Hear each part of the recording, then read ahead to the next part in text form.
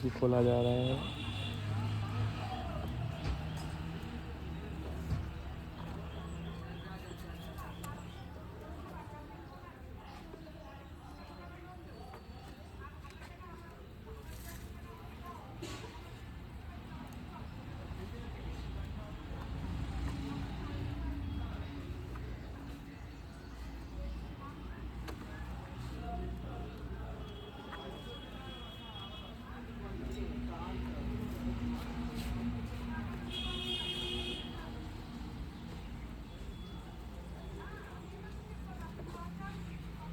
খুঁজো 10 টাকা আছে তোর কাছে?